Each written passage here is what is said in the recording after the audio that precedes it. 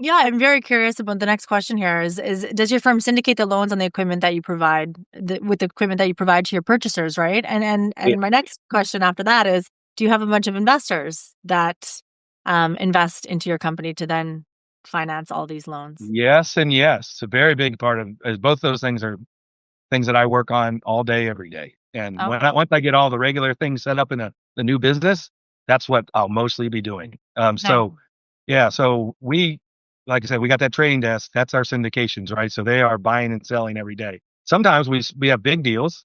Like I got a deal right now that's 280 million, right? I might split that up into 10 banks or something, or 10 financing sources. Doesn't have to be banks, by the way. But a lot of times it's something that large. But yeah, so sometimes we split them up. Sometimes, equipment comes in chunks, right? So you might do schedules.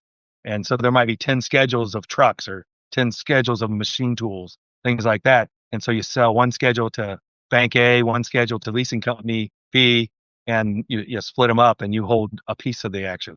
So we're always doing it and we buy. So I've been buying portfolios, call it 20 million of deals that are 75 to $150,000 amount.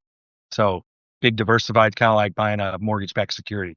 We buy those, and it's one of my expertise in buying portfolios like that. So we do that kind of thing and help our other customers fund themselves. Keep in mind, syndications is a way that we don't take in deposits, right? So I have to find money to fund my business. And so, yes, about investors. So yeah, we have equity investors behind us. It's it's a fund owned by a family office, and there's our primary equity investors. Then we have, bank lines. So Wells Fargo is our largest bank line, and we have another line with Wood Forest, and those can grow up to 300, 400 million in size. They'll bring other banks to participate in their credit facilities. And then we take that pool of assets once it gets large enough, and we do a securitization into the bond market.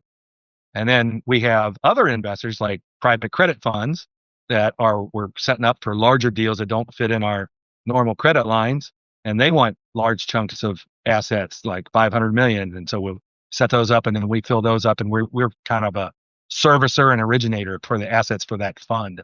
And then tons of investors. These are mostly the banks that will, it's called non-recourse discounting.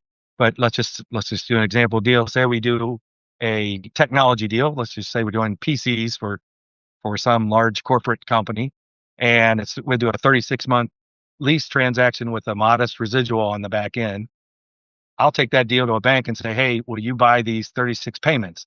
So let's say the rate in that is 8%, and the bank goes, I'll do those payment streams at 6. So I PV the payments back at 6, which is a little higher, maybe equal or a little bit less than my total equipment costs.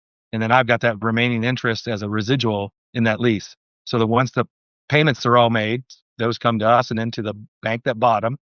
Then I negotiate the back end, and whatever I get on the back end is what we get to gain from Elevex's perspective. And we service all that and manage it. But that's a funding source for us. So it's kind of a type of syndication. So it's very specialized in our industry. It's called a discounting. We do it all the time, but we're going to be the main player doing that with all these banks across the country because I've got connections with them with my networking.